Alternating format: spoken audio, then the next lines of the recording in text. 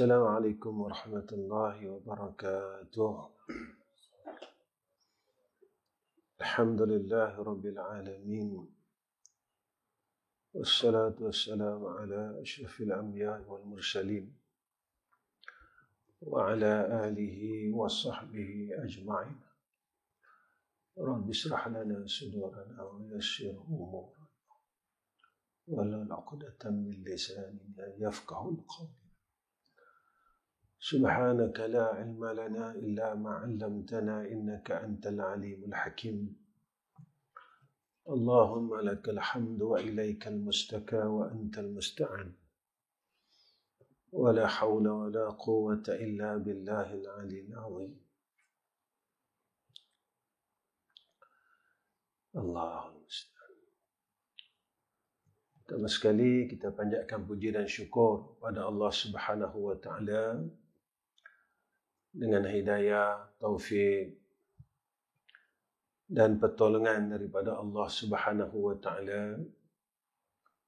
Mudah-mudahan Allah sentiasa pimpin kita pada jalan yang lurus dan Allah pelihara kita daripada perkara yang tidak diradai oleh Allah Subhanahu wa taala.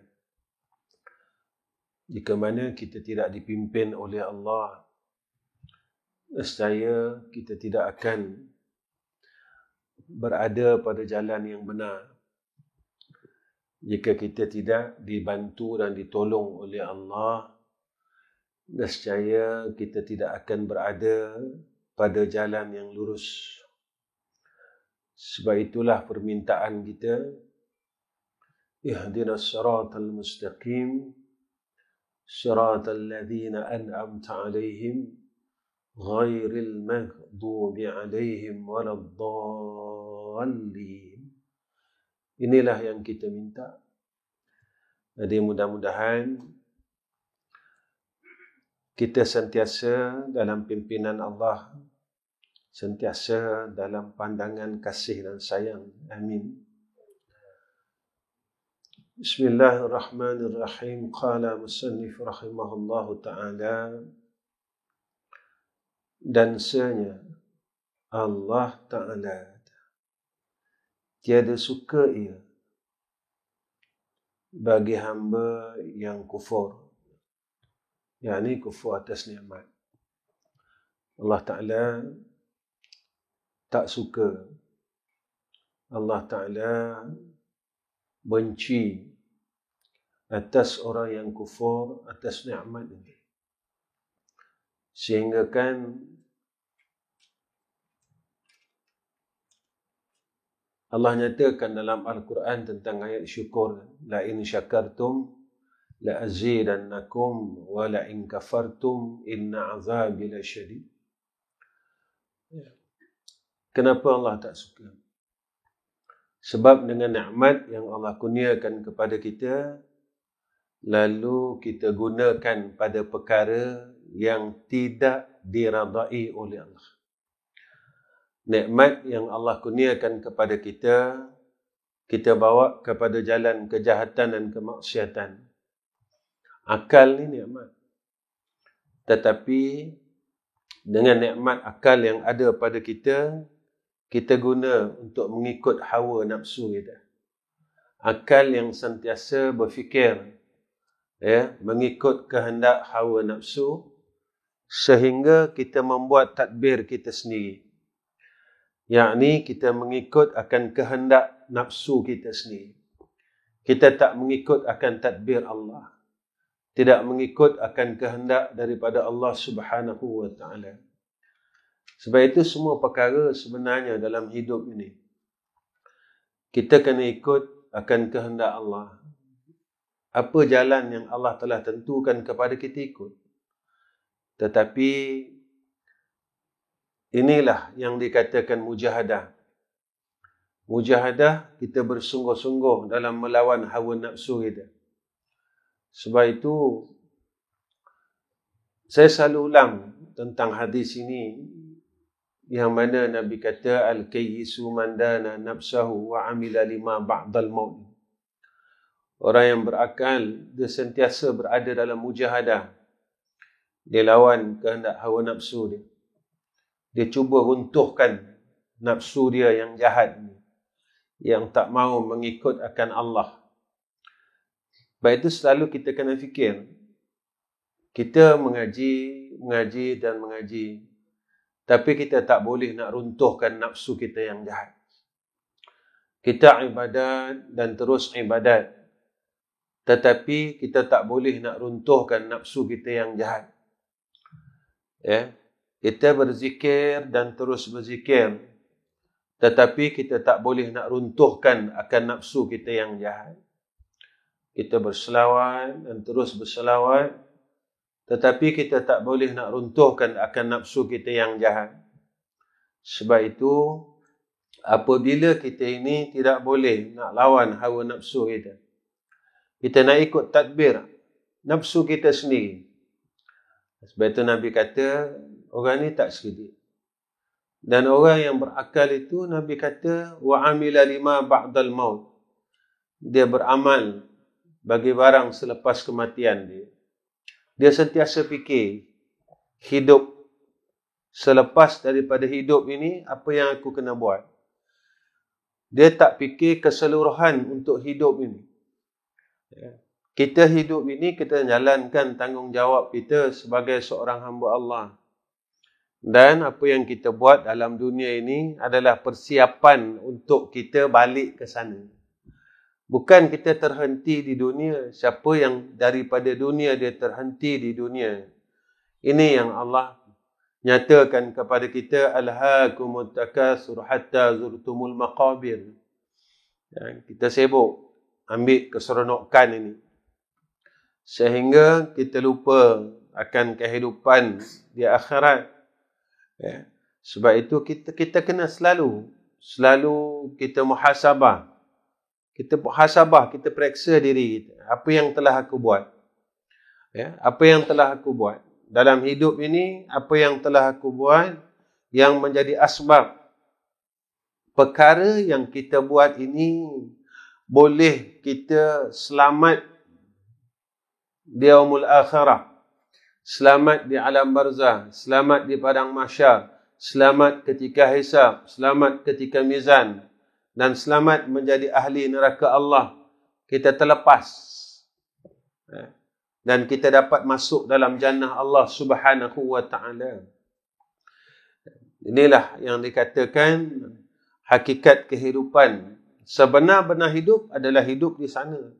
Sini sebagai satu fitnah, ujian. Sama ada kita lulus tak lulus untuk hidup dekat sana, kat sini.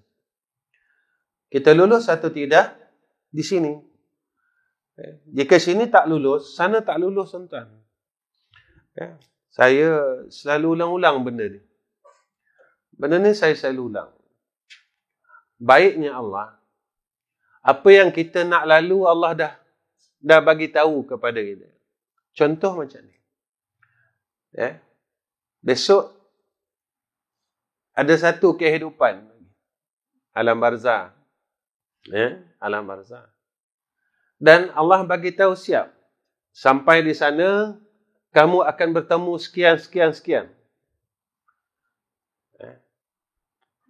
Baiknya Allah. Sampai alam barzah, kamu akan jumpa malaikat yang akan tanya kamu. Semua orang tahu. Saya tahu dan tuan-tuan tahu. Tapi, kita standby tak, tuan-tuan? Kita siap tak? Dan kita pernah risau tak? Boleh tak aku jawab soalan ni? Lepas tak aku jawab soalan ni? Dan macam mana aku nak lepas jawab soalan ni? Walaupun soalan tu telah aku tahu. Dan Allah sayang aku. Dan Allah sayang kita semua. Dia tidak memberitahu soalan, tetapi dia beritahu sekali dengan jawapan. Jadi apa yang perlu kita buat? Soalan dah ada dan jawapan dah ada. Persoalannya, boleh tak aku jawab? Boleh tak? Walaupun kita dah tahu jawapan dia. Tetapi pasti tak yang kita ni boleh jawab soalan dan jawapan yang telah disiapkan. Kalau engkau selamat, selesai, maka nanti dekat sampai satu masa lagi pula, engkau akan dihisab. Ditanya satu-satu. Macam kita balik daripada luar negara, sampai airport, custom akan tanya, kita bawa barang apa. Dan beg kita akan diselongkar. Dibuka satu-satu, diperiksa. Itu pun kita dah rasa takut, tuan-tuan, lepas tak lepas, kena bayar denda atau tidak, kena bayar duty ke atau tidak. Dan Allah beritahu kepada kita, siap. Dan semua orang akan siap. Lepas itu, apa yang disebut oleh Allah, summa la tus'alunna yawma izin 'anil na'im, pada kita. Jadi persoalan ni macam ni. Kita lepas tak lepas. Kita boleh tak boleh. Kita sangkut tak sangkut. Ada tak kirisauan kita dalam perkara ni? Allah sebut tentang golongan-golongan ini besok. Dalam surah Al-Waqi'ah. Macam ni rupanya, macam ni keadaannya. Ini yang perlu kita fikirkan sama-sama, tuan-tuan. Sebab itu saya selalu bagi tahu diri saya, dunia ni dah siap. Dunia ni dah siap, tuan-tuan. Dan takdir kita telah siap. Kita jalan aja. Kita lalui akan hidup ini. Kita kena lalu. Besok, kita lalu. Apa yang perlu kita buat sebagai hamba Allah? Ikhtiarnya. Yang bekerja, yang berniaga. Tetapi takdirnya telah ditetapkan oleh Allah Subhanahu wa ta'ala. Kita kena jalankan segala perkara yang telah disiapkan oleh Allah dan telah ditentukan oleh Allah. Dan apa yang kita buat di dalam dunia ini adalah ketentuan untuk kita selamat dekat sana. Lepas tak lepas, selesai tak selesai. Ini yang kita kena buat. Dia tak berhenti kat sini, tuan-tuan. Itu saya semalam di masjid Penghadang Baru, saya sebut perkara ni. Kita tak bunuh orang, tapi kita fitnah orang. Kita tak bunuh orang, tapi kita fitnah orang. Kita tak bunuh orang, tapi kita sebar fitnah yang kita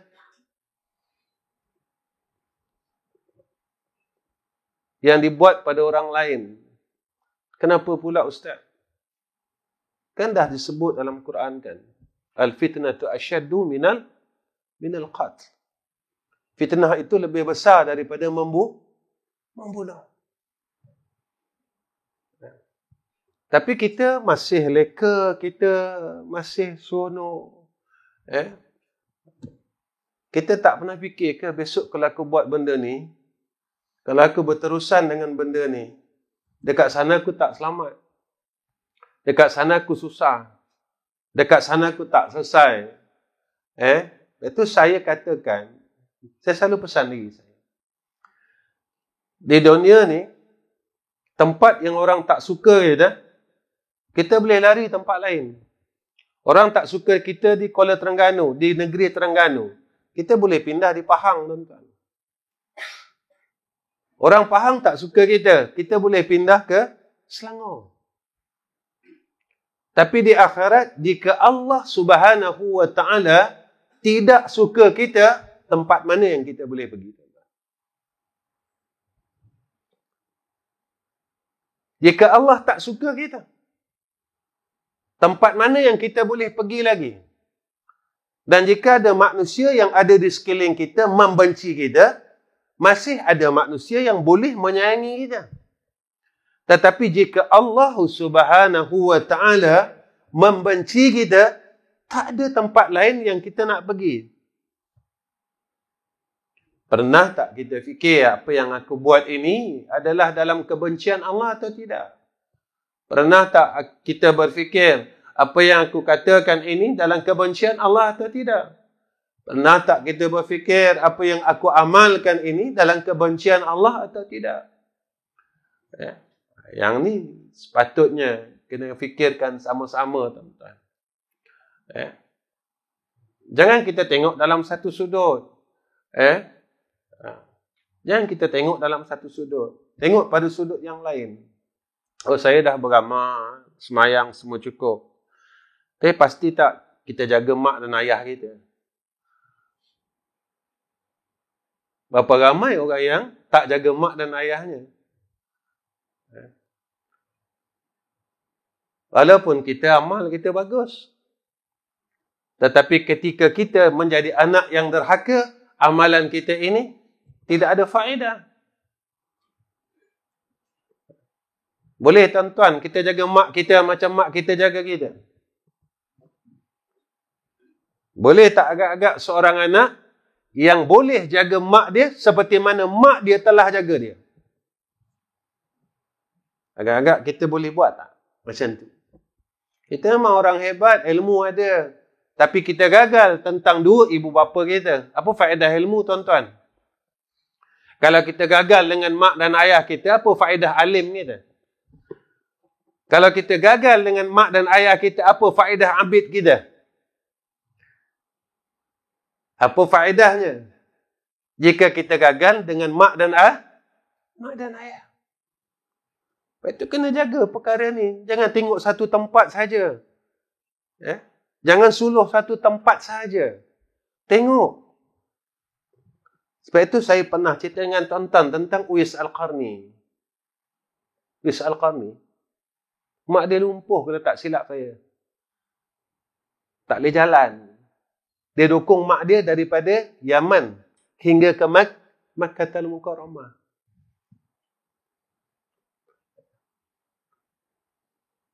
Walaupun seumur hidupnya tak pernah tatap wajah Rasul secara berdepan, tetapi tinggi tempat dia pada sisi Allah. Sayyidina Rasulina Muhammad sallallahu alaihi wasallam arahkan, minta Sayyidina Umar, wahai Umar, kau jumpa orang ni, minta doa dia. Sayyidina Umar, tuan-tuan, minta doa daripada Uwais Al-Qarni. Yang saya katakan, perkara ni jangan kita lepas pandang, tuan-tuan. Terlepas pandang. Perkara yang sepatut kita buat, kita tinggalkan. Perkara yang patut kita dahulukan, kita kemudiankan.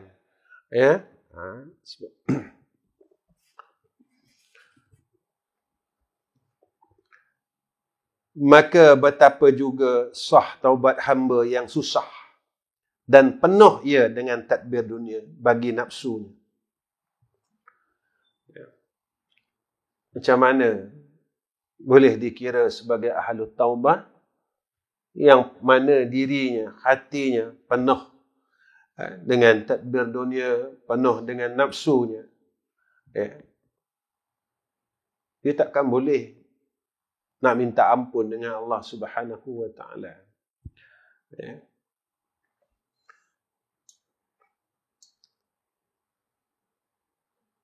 Dan lupa dan lalai ia daripada bagus tadbir dan kurnia Allah Ta'ala atasnya.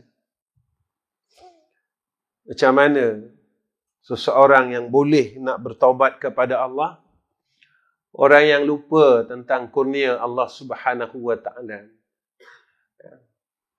Sebab itu ulama pesan dengan dia, kalaulah kita berpegang ada sebaik-baik penolong selain daripada Allah, kata ulama, orang ini tak mengenal Allah. Jika kita lah berpegang ada musuh yang lebih jahat daripada diri kita sendiri, bermakna kita tak mengenal Allah. Kita tak mengenal diri kita sendiri. Siapa yang berpegang ada penolong yang sebaik-baik, ada penolong yang baik, yang paling bagus selain Allah, kerana dia tak kenal Allah Ta'ala. Itu saya selalu tanya diri saya, dalam satu hari ni berapa kali kita minta tolong dia? Saya tanya. Itu saya kata, jangan jadi sihat kita lupa Tuhan. Hamba ni, hamba yang baik, sihat dia ingat Allah, sakit dia ingat Allah. Kita belum jadi orang baik betul, tuan-tuan. Waktu kita sihat, kita selalu lupa dia. Kita tak nak pun minta tolong dia. Ya Allah, tolonglah aku. Dalam segala hal dunia dan akhirat aku. Bagi aku kekuatan, Ya Allah. Itu waktu kita susah, kita minta tolong dia. Tetapi bila kita senang, ketika itu, kita dah tak rasa nak berhajat pada dia. Walaupun hakikatnya, hamba ini, dia sentiasa berhajat kepada Allah. Itu orang tua saya, dia mengajar sifat 20, simple dia, tuan-tuan. Almarhum orang tua saya, almarhum Ustaz Ghazali Hasbullah, dia ajar sifat 20, cukup simple.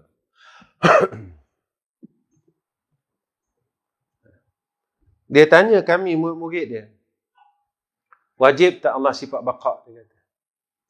Kita jawab, wajib.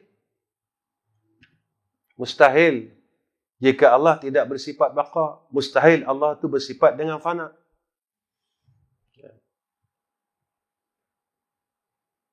Dia tanya kami, kalau engkau dah percaya, engkau tahu, engkau yakin, sampai sekarang engkau masih sayang yang fana lagi pada yang baqa? Kau masih percaya lagi yang fana lagi yang baqa? Orang tua saya ajar tauhid simple, tuan-tuan. Cukup mudah dia ajar. Kita tahu Allah Maha kekal. Selain Allah binasa. Tapi kenapa engkau masih lagi percaya lagi yang binasa daripada percaya yang kekal? Kenapa engkau masih percaya lagi? Kenapa engkau masih sayang lagi yang binasa lagi? Kau tak nak sayang yang kekal. Selama ni kau tak lebih pun yang kekal, engkau lebihkan yang binasa. Selama ini kau masih takut pada yang binasa daripada yang kekal. Kita selalu cakap, kita takut yang binasa ni benci kita, tapi kita tak takut yang kekal benci kita. Jadi kita sanggup lawan yang kekal. Kita tak sanggup melawan yang binasa, yang mengajak kita ke arah kebinasaan. Mudah, tuan-tuan. Contoh harta. Harta ni binasa ke kekal, tuan-tuan? Binasa. Tapi bila ada peluang untuk menjadikan harta kita kekal, kita fikir tak? Kita fikir.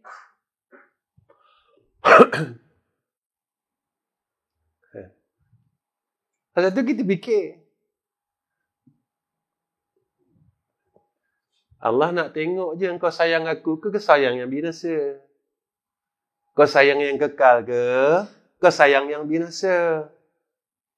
Padahal yang binasa ni pun, yang binasa yang ada pada kita ini, yang bagi Allah. Kita binasa. Apa yang ada pada kita juga binasa. Tapi kita lebih sayang pada yang binasa. Kita nak kumpul juga yang binasa. Kita tak nak kumpul yang menjadikan asbab. Besok kat sana kita akan hidup dalam keadaan yang kekal pada sisi Allah.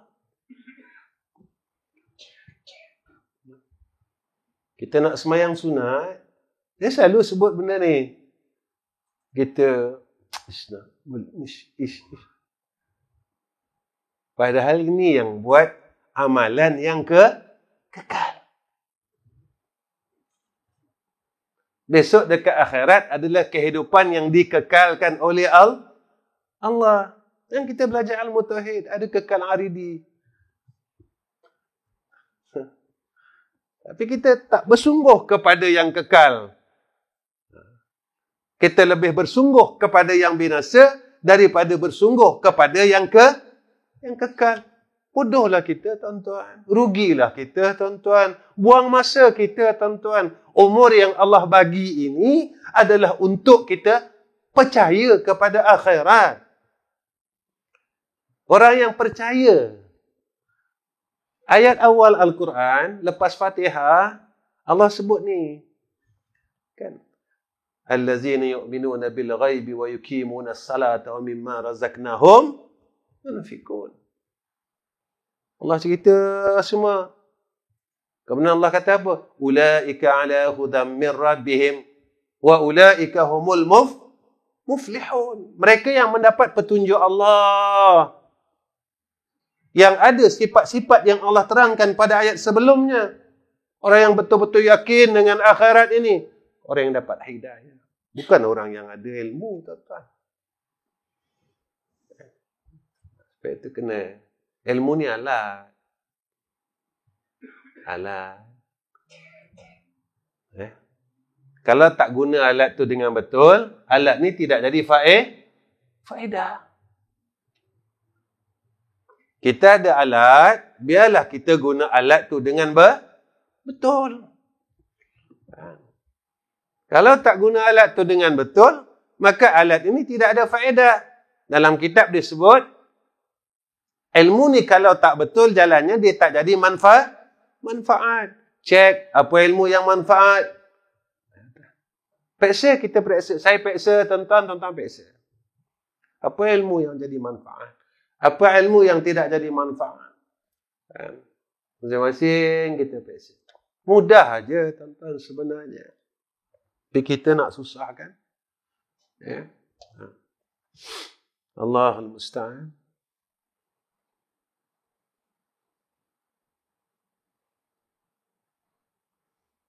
Kadang-kadang kita kena tanya diri kita, aku ni silap ke?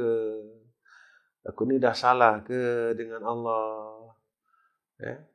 Masa Allah bagi kita tak lama pun. Ya? Seorang ni banyak ni, seorang ni banyak ni, seorang ni banyak ni. Tiba-tiba sampai jemaah kita yang di surau Al-Hikmah ni pun, pada Midin ni pun, jemaah kita seorang Allah dah ambil kan? Seorang. Kita tinggal tunggu saja, tuan-tuan, masa kita. Kalau kita tak betul kan, pada ketika itu nak jawab macam mana? Siapa Tuhan kamu? Kalau kita bertuhankan orang dalam dunia, bertuhankan harta dalam dunia, bertuhankan makhluk lagi, macam mana kita nak jawab Allahu Rabbi? Dalam hidup ini, kita tak bersihkan. Tak bersihkan pegangan kita, sandaran kita. Macam mana kita nak jawab besok dekat sana? Kena bersihkan. Baik. Allahu Akbar. Bukan senang, tuan-tuan, nak jawab tu. Nak jawab tu susah. Boleh ke jawab Nabi Muhammad, Nabi aku? Itu yang saya katakan. Kita semayang ikut Nabi. Semayang ikut Nabi. Sallu kama ru'aitumuni usalli. Tapi kita kahwin ikut Nabi tak?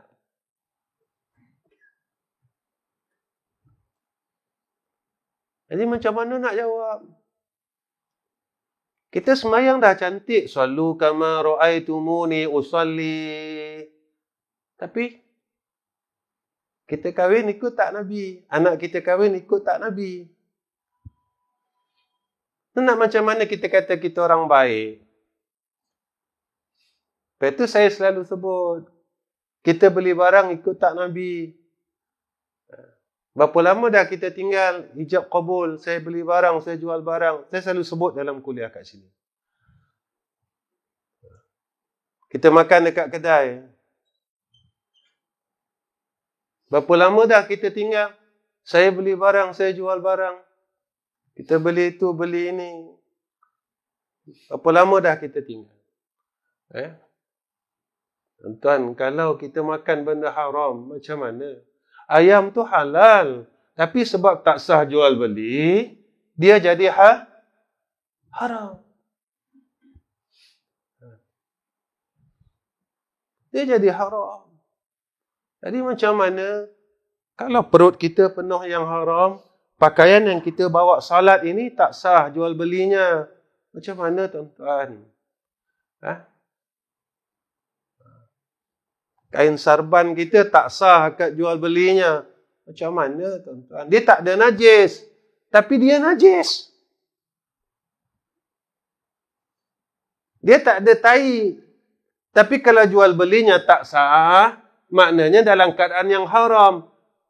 Sama macam najis. Pada fiqh dia sah. Pada fiqh dia sah. Masalahnya, orang yang penuh dengan yang haram ni pada Allah sah tak? Kan Nabi pesan dengan kita, orang yang makan yang haram, daripada hasil yang haram, ibadahnya ditolak oleh Allah. Ibadatnya ditolak.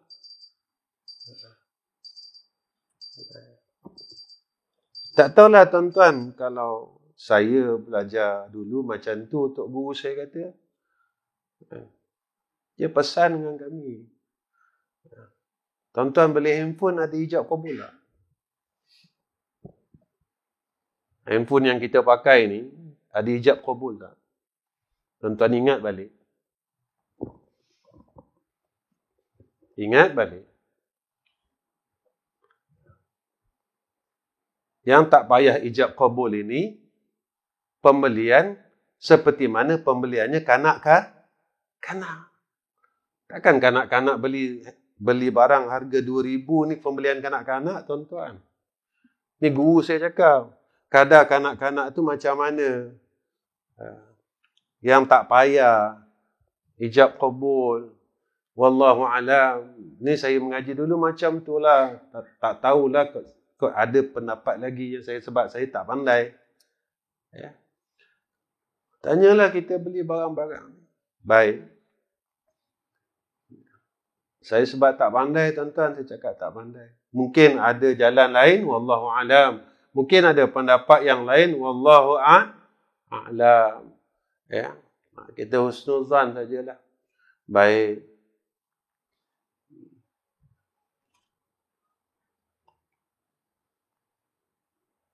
Kita nak ibadat kita bersih, tuan-tuan.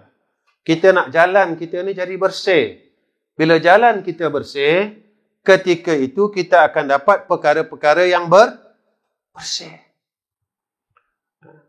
Itu saja, bukan kita nak benda apa, tuan-tuan. Kita tak nak benda lain. Kita nak Allah redha kita dunia akhirat, tu je. Seboleh-bolehnya kita tolong jagalah, insya-Allah. Baik. Dan demikian lagi, tiadalah sah zuhud seorang itu melainkan meninggalkan dan keluar ia daripada tadbir dan ikhtiar bagi nafsu. Ketika dia tak nak keluar lagi pada tadbir dan ikhtiar nafsu, ketika itu dia tak boleh nak zuhud. Datang tamak dalam diri dia. Datang tamak. Ya. Datang dia tengok apa yang ada pada tangan manusia dia nak. Ya.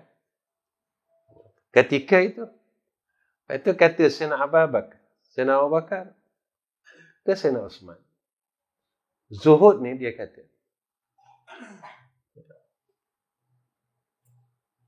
tarku zina, meninggalkan perhiasan dunia yang menjadikan kita sombong. Perhiasan dunia ni tak salah, tapi jangan sampai sombong. Kemudian dia kata tarkul hawa, meninggalkan akan kehendak tuntutan nafsu, sehingga kan kita melawan Allah dengan urusan dunia kita ni tadi. Nafsu kita aja, dengan dunia ni nafsu kita aja. Itu zaman ini kita macam-macam berlaku. Ada orang yang harta ni, tuan-tuan, Allah, kadang-kadang tanah tu tak besar pun, 5 ekar. Tapi kita boleh khianat.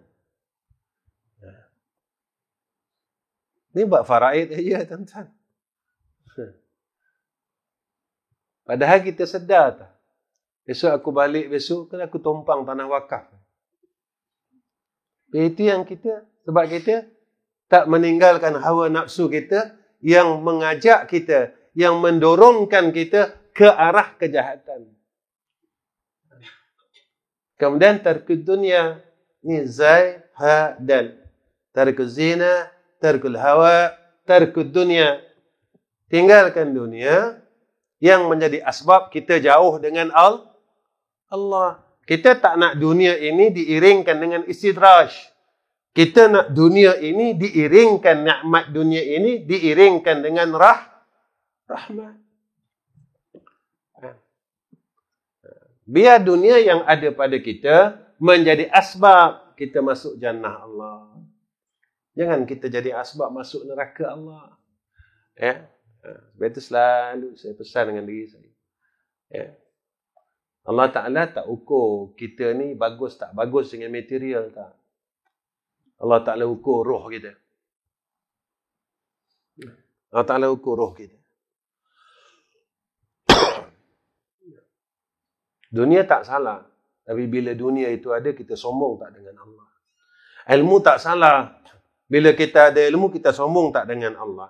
Amalan tak salah. Bila ada amalan ini, kita mula sombong tak dengan Allah. Macam mana? Bila kita dah banyak amal, pada ketika itu kita tengok orang yang tak beramal. Kita mula memperhinakan orang yang tidak beramal. Walhal tugas kita mendoakan. Amal makruf kena buat. Amal makruf nahi mungkar. Ya. Allahu akbar. Sebab itu sebagian ulama disebut orang zuhud ini, hakikat zuhud disebut. Sehinggakan kita menghilangkan bersandar dengan dunia. Dan mengikhlaskan sandaran kita kepada pemilik dunia, iaitu Allah. Macam tu ya. Ya. Itu saya selalu tanya diri saya. Kita kalau takut tuan-tuan, kalau duit kita kurang. Tapi amal salah kita bertahun-tahun kurang, tak ada rasa apa. Harta kita kurang, kita takut. Duit kita kurang, kita takut. Bila masa kita takut, amal salah kita kurang. Bila masa. Itu saya selalu bangkitkan tentang bangun malam. Sampai sekarang kita tak boleh bangun malam, tuan-tuan.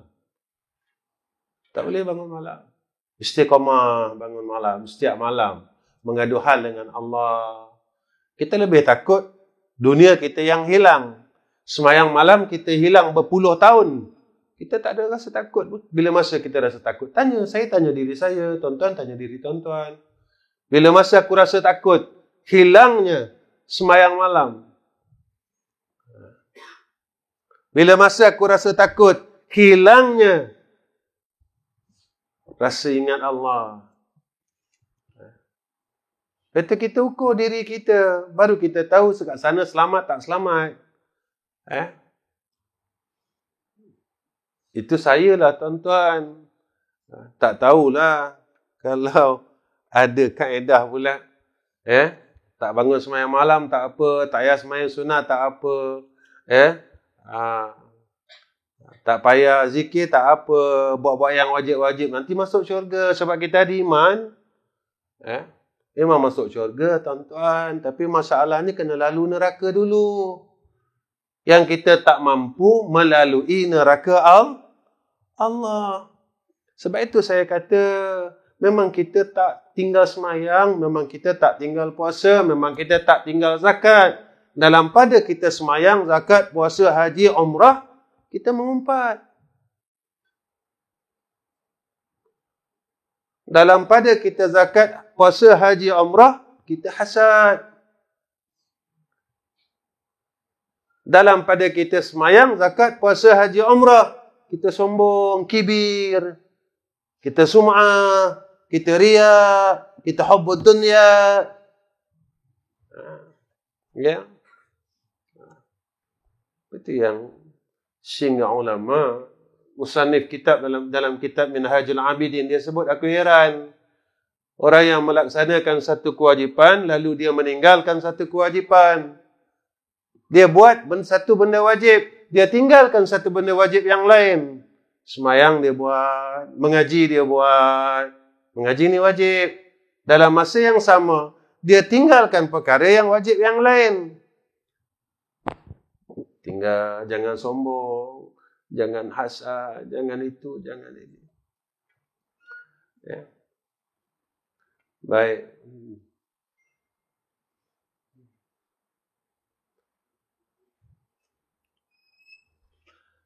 Allah Rabbi.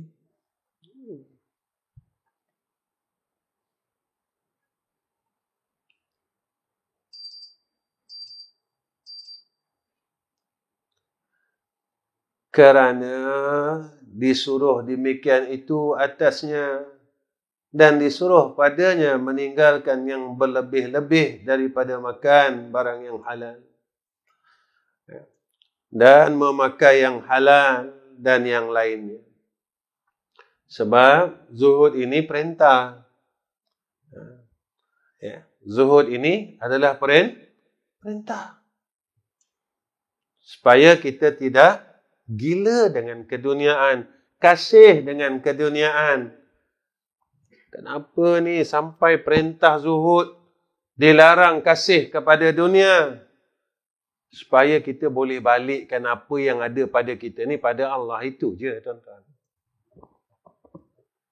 Badan yang Allah bagi kepada kita, jasad yang Allah bagi kepada kita, balik kepada Allah. Sihat yang Allah bagi kepada kita, balik kepada Allah. Harta yang Allah bagikan kepada kita, balikkan kepada Allah. Itu suruh zuhud. Zuhud ni bukan pada harta je tuan-tuan. Besarkan zuhud itu. Zuhud, besarkan.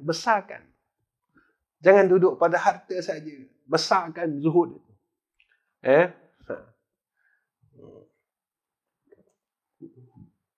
Itu yang ketika kita mula tak zuhud, kita mula sayang dunia. Kita takut, kita peluklah dunia kita, tuan-tuan. Kita peluk.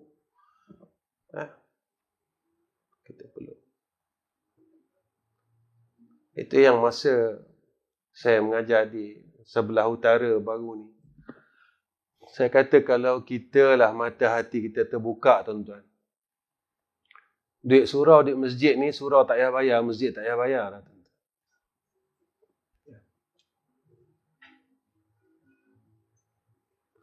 Kalau duit surau ni, api dia tuan-tuan RM500 sebulan. Kita dah pakai akaun. Kalau seorang RM5, tuan-tuan, kita cari 100 orang dah cukup. RM5 setiap bulan, 100 orang, berlumba-lumba nak bayar duit api surau, duit api masjid. Kenapa dia berlumba-lumba? Siapa yang terangkan rumah Allah, besok kubur dia terang.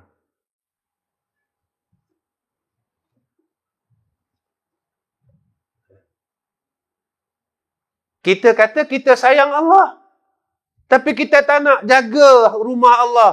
Kita tak nak ambil bahagian dalam rumah Allah. Betul ke kita sayang Allah?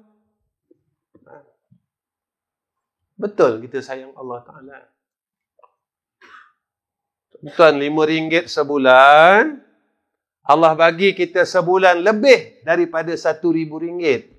Tak boleh kita keluarkan untuk Allah RM5 sebulan. Ni bahagian saya untuk bayar duit api. Kita tengok air 100 lebih. Allahu. Kalau ada 100 orang, seorang RM1 sebulan, tuan-tuan. Masjid dah tak payah dah nak bayar duit api, dah payah fikir, tuan-tuan. Semua orang berebut dalam masa 1 bulan. Sebanyak mana orang yang salat. Sebanyak mana orang yang salat tahiyatul masjid.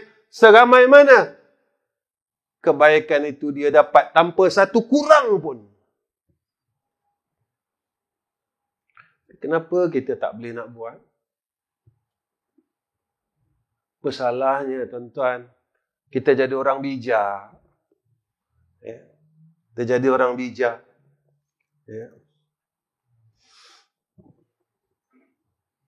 Baik. Kalaulah semua orang nampak macam tu, tuan-tuan. Allah terpelihara rumah Allah. Terpelihara rumah Allah ini terpelihara. Semua orang ada sikap sayang dengan rumah Allah. Ya, baik.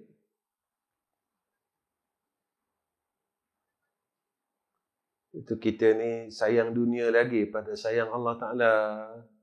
Cuma kita cakap saja, saya sayang Allah. Allah tahu rupanya. Kau ni tipu. Kau ni tipu. Ya.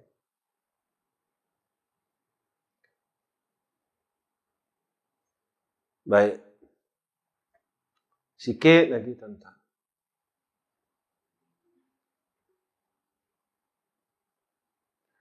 Dan zuhud daripada suka kepada pangkat yang tinggi dalam dunia. Dan masyhur namanya kepada manusia. Kena tinggal. Jangan kejar. Kita nakkan pangkat, nak orang kenal kita. Serta meninggalkan ia tadbir dan ikhtiar serta Allah Ta'ala. Serahkan dengan Allah. Ya.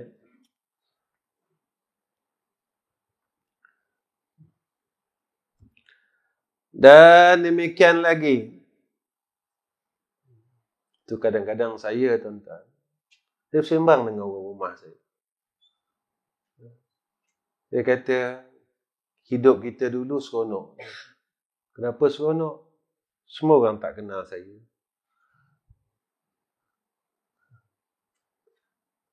Bukan seronok, tuan-tuan, orang kenal kita.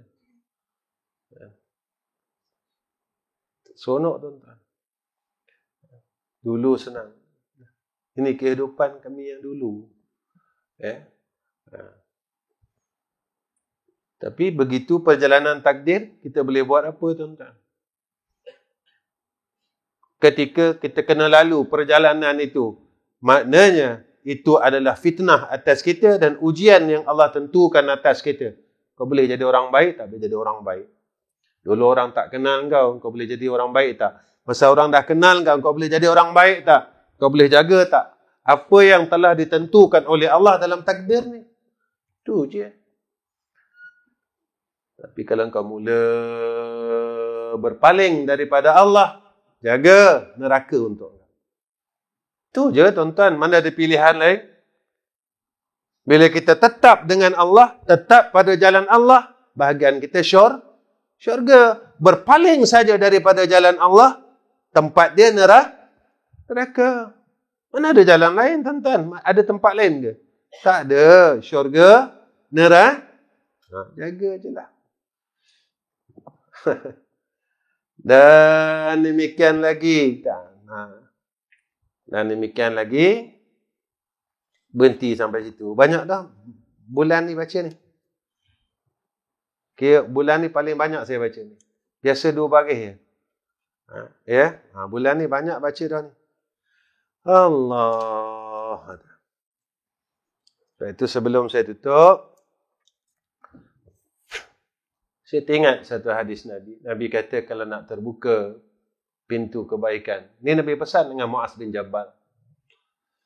Nak tak aku tunjuk kepada kamu pintu kebaikan, kata Rasulullah kepada Muaz bin Jabal. Setelah kata buat 3 perkara. Puasa sunat. Ya. Puasa sunat. Sebab Nabi kata puasa itu benteng. Benteng. Nafsu ni dia kena benteng. Nafsu yang tak nak ingkar dengan, dia tak nak ikut Allah, tak nak ikut. Dia nak lawan. Dalam semua hal dia nak lawan Allah. Ini zaman dah ujung-ujung dah. Dah terlalu ujung dah. Ujung. Saya selalu pesan diri saya lah. ilmu ni jadi asbab kita boleh dekat dengan Allah. Jangan ilmu yang ada pada kita menjadi asbab kita jauh dengan Allah. Macam mana jauh? Dulu kita tak ada ilmu, kita tak pandai cari salah orang.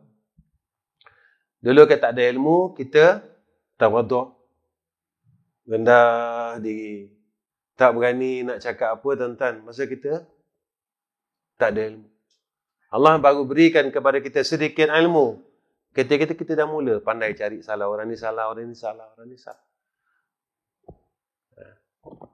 Amal ma'ruf nahi mungkar berbeza dengan cari salah orang, tuan-tuan. Kita betulkan salah, itu berbeza. Bongkar salah, ini berbeza. Jadi bila kita tak boleh mengekalkan sifat ketika kita jahil, ilmu ni jadi fitnah. Selagi kita tak boleh, begitu juga benda-benda lain, harta, pangkat, kemasyhuran, yang Nabi telah tunjukkan kepada kita, yang ulama telah susunkan kepada kita tentang sifat-sifat yang mazmumah itu. Kalau tak, kita tak tenang, tuan-tuan. Kita tak boleh duduk tempat mutmainnah, masih lagi dalam neraka Allah. Yang dalam syurga ni, nafsu mutmainnah. Ya ayyatuhan nafsul mutmainnah, irji'i ila rabbiki radiyatan mardiyah, fadkhuli fi ibadi wadkhuli jannati. Kita masih tak tenang dengan Allah, tak tenang dengan hukum Allah, belum dapat jaminan daripada Allah. Yang ini direct jaminan daripada Allah. Yang ini direct jaminan daripada Allah. Tapi kena duduk mutmainnah. Tenang kita dengan Allah. Kita dengar hukum Allah, tenang tak tenang? Bukan ibadat saja, tuan-tuan. Semua. Pada ibadah, munakahah, jinayahnya, semua siasahnya, kita kena tenang dengan Allah. Bab muamalatnya, kita kena tenang dengan Allah. Bab munakahatnya, kita kena tenang. Segala ahkamillah, syaraknya, kena tenang. Tauhidnya, kena tenang. Yauma la yanfa'u malun wala banun illa man atallaha biqalbin salim. Tenang. Tenang, tuan-tuan, selamat. Baru kita dapat jaminan jannah Allah. Yang kedua, apa kata Nabi kepada Mu'az bin Jabal? Sedekah. Kerana sedekah itu menghapuskan akan segala kejahatan. Macam mana air yang memadam api, kata Sayyidina Rasul. Jadi siapa yang Allah bagi dia harta, jangan simpan, tuan-tuan. Sebelum sampai waktu menyesal. Mana waktu menyesal? Mati. Dalam dunia dia panggil waktu sayang. Lepas mati dia panggil waktu menyesal. Jangan duduk waktu menyesal. Allah, kalau aku tahulah dulu, aku akan guna semua harta aku untuk Engkau, ya Allah. Tapi kita ni bukan tak percaya, tuan-tuan. Tak berapa yakin. Walaupun Allah pastikan kepada kita satu perniagaan yang pasti tidak akan sia-sia, yang tidak akan rugi, iaitu berniaga direct dengan Allah. Tijaratan lan tabura. Terkurang sikit, yakin. Goyang.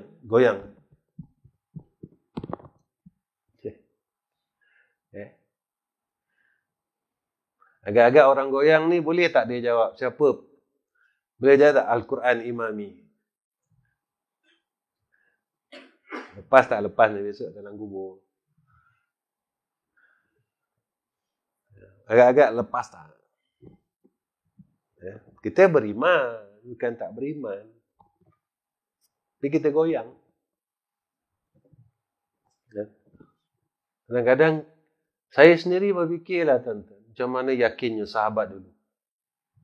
Macam mana sahabat dulu yakin bila Rasulullah sebut saja dia yakin. Bila Rasulullah sebut saja dia yakin. Kalaulah kita lah dalam keadaan pegangan kita sekarang dan kita berada pada zaman Nabi hidup, kita orang yang sokong ke orang yang menentang Nabi? Itu ya. Ketiga, apa kata Nabi kepada Mu'adz bin Jabal? Salat pada waktu malam ketika orang lain sedang tidur. Allah akan buka pintu kebaikan pada dia. Sembahyang malam, sedekah, puasa. 3 amalan ni kita buat, istiqamahkan, Allah buka pintu kebaikan atas kita. Jangan risau. Di setakat ni saja pertemuan saya dengan tuan-tuan. InsyaAllah ada umur, kita jumpa lagi insyaAllah. Kalau ada umur lah. Tuan tolong doa lah. Tolong doa kesihatan saya. Mudah-mudahan Allah berikan kesihatan dalam rahmat dia. Bukan sihat dalam istidraj. Kita nak sihat dalam rahmat. Tuan-tuan tolong doakan saya dan keluarga saya, anak-anak saya dan semua. Mudah-mudahan kami jadi orang baik, dapat jadi orang baik, hidup orang baik, mati orang baik, dan selepas mati dalam keadaan orang baik.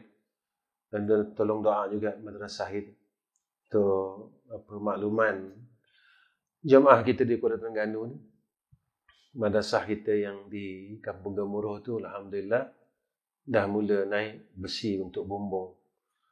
Cuma besi untuk yang bangunan induk tu, bumbung untuk induk ni belum naik lagi, insya-Allah. Rasanya tak lama kita akan naik, insya-Allah.